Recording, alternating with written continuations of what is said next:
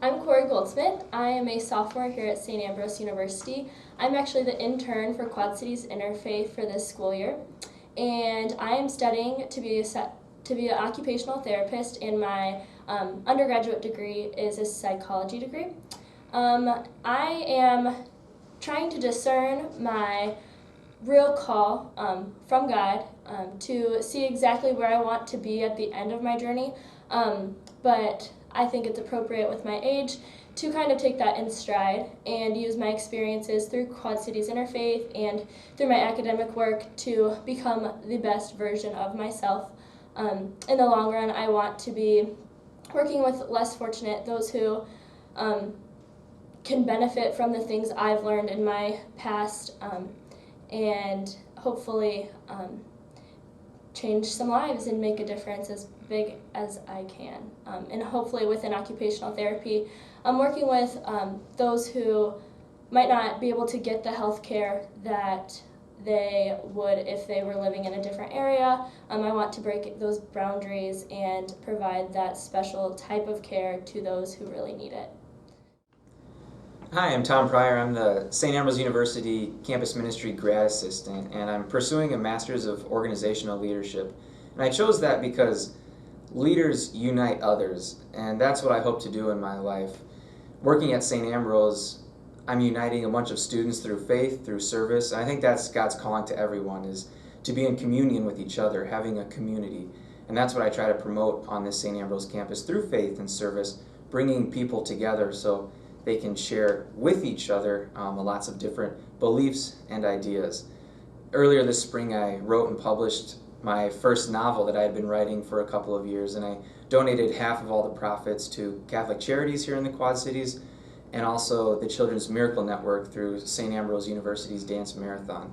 I wanted to give financial support to kids who don't have the opportunities as others have, and also people in the Quad City area who just need a little bit of financial help so that they can get together in communities and they can express God's love to each other, because it's hard to go on a day-by-day basis without having the very needs that you do. And in the future, I hope to work at a university with a lot of students, because those are the formative years of your life where you're trying to find out what you want to do. And I think it's important to stress faith, service, and community with each other. And if not at a university, a nonprofit organization where I can expand broader than a single university, a single city, and try to make a difference in the larger world with even a larger group of people. All right, my name is Luke Ebner. I'm the coordinator of youth and young adult ministry at St. Paul the Apostle here in Davenport, and I got to tell you, it was a wild journey getting here, and living God's call to what He's called me to do right now. But for about 24 years of my life, to be honest with you, I really didn't feel that God had a call for me. Wasn't open really to what God's call was for me. I kind of had my own plans and my own way of doing things, but it was really an encounter that I had that really changed things. Kind of the call to more. It was in the form of a hug from an old lady that really changed things for me and really opened me up to being open to hearing God's call and what great plans that He had for me. It led to a lot of discernment for me, but it ultimately led to a year in Africa and kind of that call to service that we're all called to in various degrees, but my personal call was to Africa and South Sudan for a year of mission work. Completely changed my life, completely changed my life direction, and really just being open to the wonderful adventures that God has for all of us. It ultimately led to coming back and changing careers. I was in finance before Africa, and led to a full-time gig in youth and young adult ministry, and wouldn't have it any other way. And right now, I think my real call is to just continually being open on a day-to-day basis. You can plan your entire day out. You can have a 5-year plan, a 10-year plan, but then God sends people in that path and completely changes things. And to be completely open to that, really changed things for me. I think it's really being the idea of being truly present to the people in front of you is really what he's called me to with the youth and young adults. It's so easy to always be thinking about the next thing you have to do, and be going from place to place to place without truly being present with where you are, and with the people that, like I said, that God puts in front of you each and every day. It could be smiling at them. It could be as simple as looking them in the eye and truly asking, "How are you?" Because a lot of people don't get that, and it's living God's call that has provided just this ultimate joy that you can't get anywhere else. I've tried anything and everything else, but it's truly being open to God's call and being willing to go where He calls you to that has led to just an abundant life that He promises. Hi, my name is Ben Pohl. I'm a physician assistant at Trinity Muscatine currently. I went to high school here in Muscatine, Iowa. I then went to the University of Iowa where I studied integrative physiology, which is kind of like a pre-med major. And after that, I graduated and went to the Carver College of Medicine, where I studied medicine and got a master's degree so that I could be a PA, a physician's assistant. The way that I, find God every day, in a general statement, is just, it's not always big things. It's not always, this giant action that I'm doing. There's not always gravity in the things I do. I certainly have had those opportunities, kind of big things that I can do, great experiences that I can have. In my clinical education through the Carver College of Medicine, I had the opportunity to do a medical mission in Mexico. And that was an amazing experience. Those are the type of experiences that people really think about when you think about social ministry or doing the work of God, or kind of how I encounter God in my day-to-day life. Certainly we like to imagine those big instances where you're doing God's work. And they are wonderful. My experience was awesome.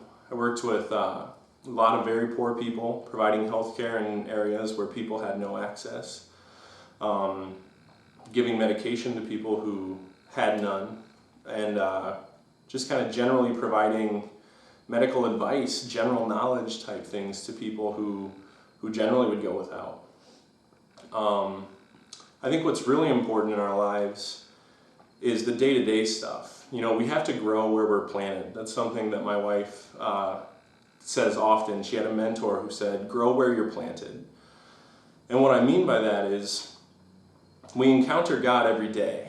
And it's the day-to-day things that really can drive social ministry. We're interacting with people every day.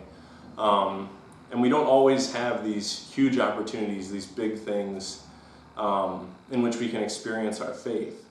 But every one of us is somewhere right now. And so it's not always that final picture, that big picture you're looking for. Sometimes on the journey, you find yourself somewhere where you can, minister to someone, you can do something, you can encounter God in a certain way. And I think those are the times that really kind of built the framework that I was able to use later on in things like my medical mission, now in my career, practicing medicine in the emergency room. Certainly, I have lots of opportunities now to minister. I have lots of opportunities now to interact with people in a way where I express my faith. But I wouldn't have been ready for that if I hadn't been trying to encounter God in the little things, all the things that kind of prepare us for where we're at. Hi everybody, I'm Caitlin Debute. I work here at St. Ambrose University in the campus ministry office. So I'm the Director of Service and Social Justice. And my kind of background leading up to this really kind of started when I was in college, going on service trips. I was part of a student-led council that would plan service trips over the academic breaks. So I went to a variety of places leading other students, which then led me to choose to volunteer for 2 years after I was done with college. I was at a Catholic worker house in Kansas City and was also a youth minister that year in Kansas City. And then I went to the Bronx for a year and volunteered there on a college campus. So that was pretty similar to what I'm doing here, coordinating local service opportunities for their students and helping plan out some of the service trips. But especially being in kind of that urban environment in the Bronx, it was really important for people to see what needs were around them. And then I kind of have been a few places on my journey already, but I worked in a parish doing faith formation for a while, and then worked for a long-term volunteer program, not the same one that I participated in, which was the Lasallian Volunteers with the Christian Brothers, but I worked for the Franciscan Community Volunteers, which is through the Franciscan Sisters of Little Falls in Minnesota. And that program is for young adults who want to serve for a year at a time, and then they live in community, work at one social service agency, a placement of some kind, very similar to what I did in Kansas City and then the Bronx. And so that's kind of been, so I was with the Franciscan Community Volunteers on staff for 2 years. And now I'm here at St. Ambrose. And so kind of seeing that, I mean, all sort of came from being involved in service trips and different service opportunities at St. Mary's in Winona, Minnesota, which is where I went to college. And just seeing kind of what an impact that can have on the life of a young adult, and then wanting to instill those values in others, kind of make the opportunities possible is why I'm here and doing what I'm doing.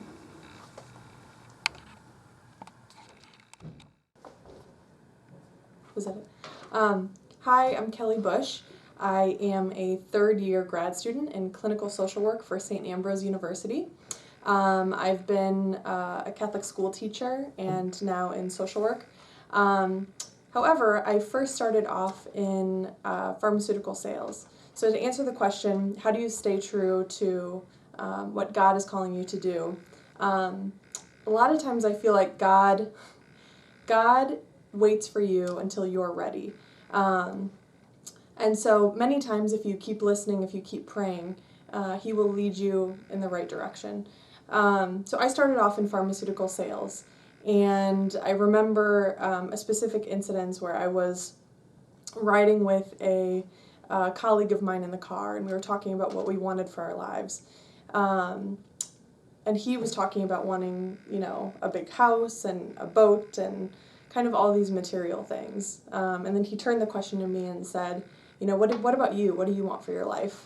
And I kind of paused and I thought about it, and I said, I think I just kind of want a family and a good group of friends and to do what God's asking me to do, and that's it. And he just looked at me, just kind of dead in the face and said, what are you doing here? And I thought, what am I doing here? And so it was really at that point that I kind of started thinking and praying quite a bit about, what is God calling me to do? What are the gifts that He's given me that I could use to serve Him? And I think slowly He kind of nudged me in the right direction. And I think sometimes that was through prayer, and sometimes that was through other people asking me really great questions. So I went from there and I taught in a Catholic school. I taught theology and guidance. And slowly through that work, I kind of recognized my gifts, which were in teaching and counseling and advocacy. And kind of slowly I started to gather this bushel of gifts and kind of see exactly where this could fit, where I could be of the greatest service.